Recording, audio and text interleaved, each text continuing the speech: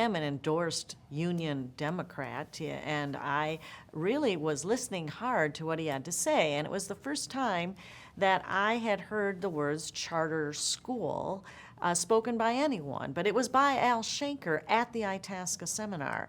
And he was really talking about this idea in terms of creating opportunities for teachers to be the professionals who they were and allowing them to use their skill set at a higher level to really have autonomy to run some of the programs in the school and create departments in the schools and that sort of thing. Well, you need to understand, being an endorsed Union Democrat, that was pretty exciting to me. I wanted to support my teachers. I wanted them to have that professional opportunity. I wanted to empower them. So it really resonated with me a great deal. And as I thought about what we had just passed with open enrollment, I thought, well, now we have created more access to choices, but what if all the choices are the same? Now we have to create more choices to access. And that's what I heard from Mr. Shanker, is this idea of having teachers create new and different choices that might not otherwise be provided in a district. Teacher professionalism was a very important theme of his all through these years, which is one of the things that attracted Louise Sundin a lot, having been on his executive committee for, 20 years or something like that.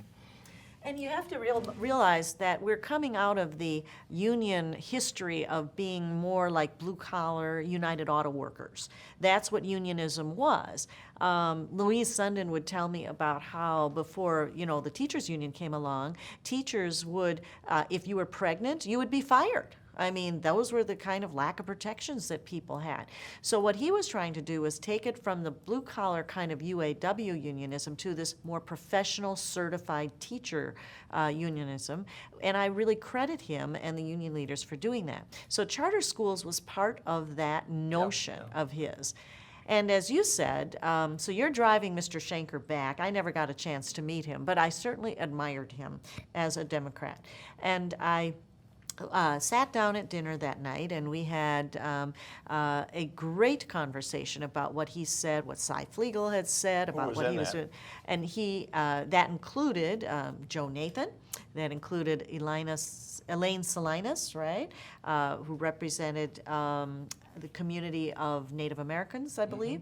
And then there was a representative of the PTA, and I forget the rest, but there were at least 4 of us sitting around the table talking about what is a charter school anyway? What does it look like? What happens if it